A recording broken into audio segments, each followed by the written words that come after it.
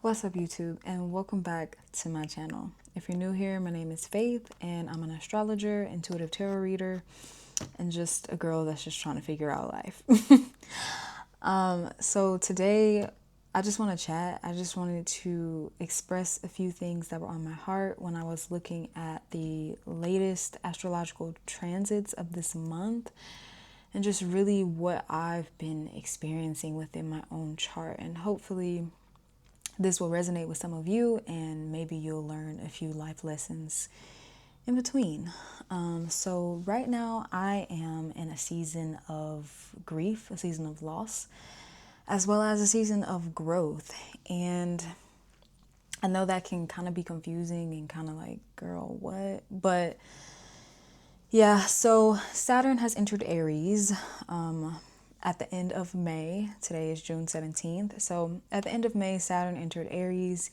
My eighth house is Aries, Saturn, and I'm coming up on a Saturn return. Like technically this is the beginning of it, but it won't get to my exact degree until like 2026, 2027. So I thought I had more time until I felt the real effects of it, I should say. But Saturn entered Aries at the end of May, and then by June 8th, my eldest dog passed away. Now, I've had this dog since he was 2 years old and since I was in like early adulthood.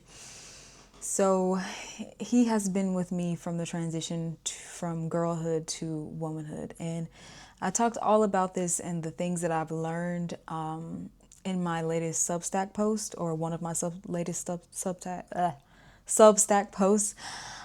So if you want to check that out, feel free to check out that blog and I will link it down below. But the point I'm trying to make is that I'm in a season of loss as these transits are unfolding. Now, I also have Pluto in Aquarius, or sorry, Pluto is in Aquarius currently and it is retrograde. Aquarius is my sixth house of daily routines and pets. Now, Pluto is the planet of death, rebirth. Is this kind of renewal or alchemy of the soul kind of vibe, and that is definitely what I feel right now concerning my pet as well as my daily routine, because now that he's gone, I see how that affects me on a day-to-day basis. So it's a lot of pain, it's a lot of loss, and for the people who are like, oh my god, it's just a dog, you're probably not my audience, babe. Like because I am just an animal lover in general, but that was my son. So I'm feeling it pretty strongly. My partner is feeling it pretty strongly, but it's just a lot of contraction in that regard, a lot of things that I'm just working through and letting go of. I've had a pet pass a few years ago. I had a chinchilla. She passed, and during that process, I always vowed, like, whatever I'm working on, I want to go all in honor of, that pet passing. So when she passed, I was working on, not only loving myself, but calling more love in. And that's actually when I met my partner during that process. And this time around, I've really been working on my business and what it means for me to be abundant, not just in a material sense, but also in just everyday life, like recognizing the overflow and abundance and the joy that's already all around me. And of course, social media and being seen. I have a blog that I've been editing for months. I went to Japan in February, and y'all, I'm still not done editing it. Now, it definitely created more respect for those YouTubers who have these very cool pages, and like, I wanted to be that YouTuber that's, cinematic shots and take you on a journey. Like I'm telling you a story, but it's like it's like a short film. But I don't know. Now I'm during this process, I'm recognizing what I want versus, what I need versus what I want. I thought a lot of things that I thought I needed aren't the things that I want, or aren't the things that I have to do like I thought I had to. This goes into the next transits that I've been looking at and recognizing that this doesn't feel the stereotypical way that astrologers may present it. And I'm not even going to say astrologers, like even myself as an astrologer, I will present these planets like this is blessed energy, and that is Jupiter going from Gemini to Cancer, as well as Venus going from Aries to Taurus. So just basically Jupiter in Cancer, Venus in Taurus. So Venus is at home in Taurus and Libra. So right now Venus is coming back home. Venus is the planet of abundance, is the planet of desire, it's the planet of sisterhood, brotherhood, it's community, is how we connect with others. But when you look at the mythology of Venus, she also stops at nothing. Like Venus is going to get what she wants if you read her story in mythology. So Jupiter is in Cancer. So I believe Jupiter is exalted in Cancer. Either way, it's good vibes in Cancer. And I'm sorry, it's just one of those days, okay? So just bear with me. And this is my headphone. Sorry, I know it looked like a hearing aid, but it's a headphone. And even if it was, like, that'd be a cute hearing aid, actually. Anyways, so Jupiter is in Cancer, and that's just good vibes. That's just good energy. That is, not coming home. It does feel like a coming home, but it's more like really expanding on the things that nurture you, expanding on the things that feel good to you, protect what is yours, protect your homeland, protect your people, protect your community kind of thing. Ironically, Cancer is my 11th house, so it definitely is community. And I think that's another reason, on top of the fact that I want to honor my dog Sosa passing and kind of commit to something in honor of him, but also I do want to connect more with my community. But going back to the idea of focusing on things that I thought I needed versus things I just want to do for the sake of me just enjoying them, I want to connect more with my community, which is why I'm trying to be more on social media. But I had to go through this process of recognizing that my system was dysregulated. I mainly was on social media and had a consistent social media presence just for the sake of the numbers, for the sales, for the strategy, but not really regulating my nervous system to just show up and create.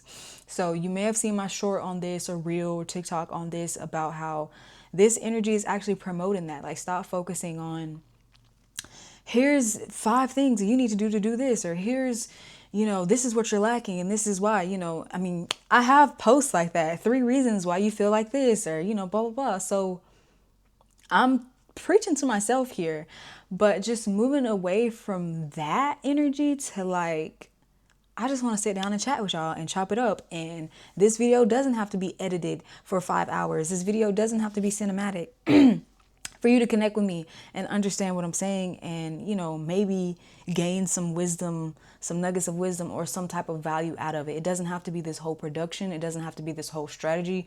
I can just create, and I encourage everyone else to do the same. I remember years ago when I used to hang out with a friend, we act like fake YouTubers, and I was more bold and outgoing then. Like, those videos we created, we probably should have posted, because now that I, want to take YouTube serious, it's all of this overthinking. It's just always in my head, and it doesn't have to be that way. I don't need a super cute thumbnail, and I don't need an intro and an outro. These things are great, but they're not necessary. So this energy of Jupiter in Cancer as well as Venus in Taurus, I feel like these are what are called benefic planets within astrology. So when you think about this, it's like, oh my God, these planets being in happy sign or being happy in these signs, this is going to bring you blessings. This is going to bring you abundance. Jupiter is expansion, is growth, is luck, is prosperity, plus Venus in one of her home signs. Oh my gosh, like, girl, you're getting to the money.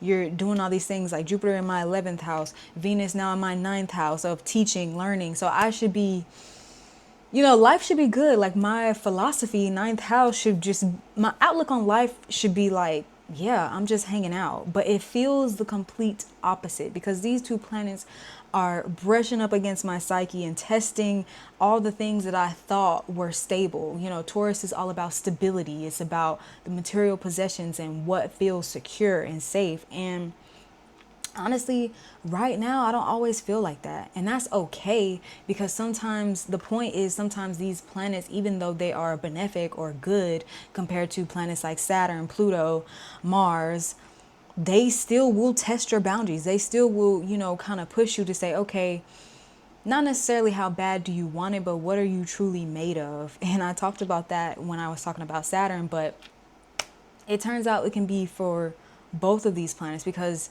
and why is that? Going back to Jupiter, Jupiter is expansion. Sometimes expansion hurts. Like if you ever speak to a pregnant woman, pregnancy is beautiful, it's great, but they also have a lot of growing pains as their stomach expands, as their body changes to accommodate the child that is within their womb.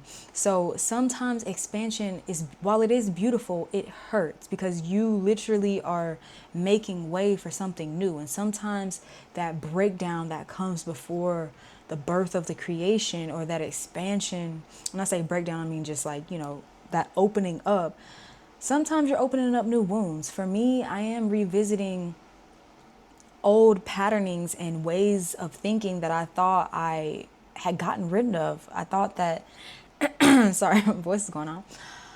I thought that I had healed. I thought that I had transmuted that energy, and all of these different transits are inviting me to reflect and reconsider, like, but did you really release? But did you really let go? Did you really forgive? And forgiveness also includes yourself, which I realized certain parts of myself I was holding a grudge against for my shortcomings, or doing more here, you should have did more there, and learning how to love on myself in a new way. So that aspect of Venus when it comes to myself. And if you're new here, the type of astrology that I specialize in is astrocartography as well as financial astrology. And I know for certain with financial astrology, it's always this idea of, oh, look at your Jupiter placement, look at your Venus placement. And that's great. I still stand by that. But now this type of energy is adding another layer of, as you grow, as you expand, as you call in the things that you really want, what are you going through to get to that destination? I just said Venus stops at nothing until she gets what she wants. But again, you may be tested. And this isn't to sound like sermony and preachy, but it's really to understand. Astrology is all about pattern recognition. You know, when I talk about the mythology of Venus and this, that, and the third, it's just archetypes. That's what helps the human subconscious and psyche break down or learn life lessons. That's why stories were created, because we can process information better when it's in a story.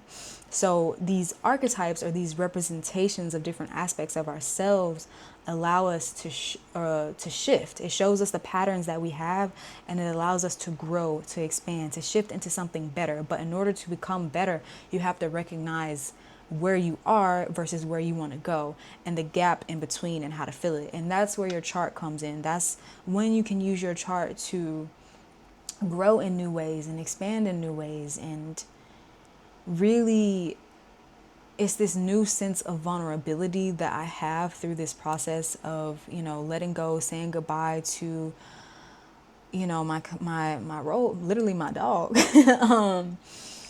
That, someone who was very close to my heart, or a being that was very close to my heart because he wasn't human, and also recognizing where I still have room to grow, and being okay with that, and giving myself grace and mercy throughout that process. So I'm not going to drag on and on, but if this is you, if you're feeling this right now, maybe you're not feeling as lucky, or this time doesn't feel as auspicious. The energy of the world is pretty heavy, because we can talk about that, but probably best for another video. A lot of major planets are moving right now. Planets who have been still for quite some time. You have Saturn in Aries. Neptune briefly dipped his toe in Aries, now retrograding back into Pisces for a second to go, but eventually he's coming back. You have Pluto in Aquarius, currently retrograde. All of these things. You have Chiron in Aries. You had Eris in Aries, and Eris in Aries. We all have Eris in that sign, and that Eris is completely another. I'll make another video about her, but it's an asteroid. And you also have Uranus in Taurus, slowly making its way towards Gemini. So you have all these major planets, as above, so below. So all of this heavy energy, this impactful energy, and we are seeing the effects of it on our planet and within our day-to-day lives. So let me know in the comments, how you're feeling. But I just wanted to share that quick revelation.